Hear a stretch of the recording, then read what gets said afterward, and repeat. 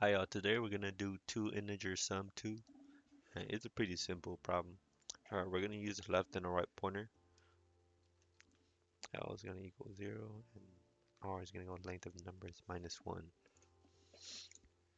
And while that's valid, we wanna get the current sum, which is gonna be at numbers at our left and right pointer. Left and right pointer, and we wanna check if our current sum, if it's greater than numbers, then that means is on the left side. So we want to move our right pointer down.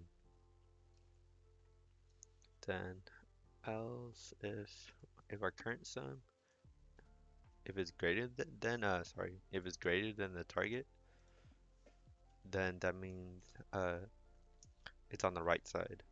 So we want to increment our left pointer by 1.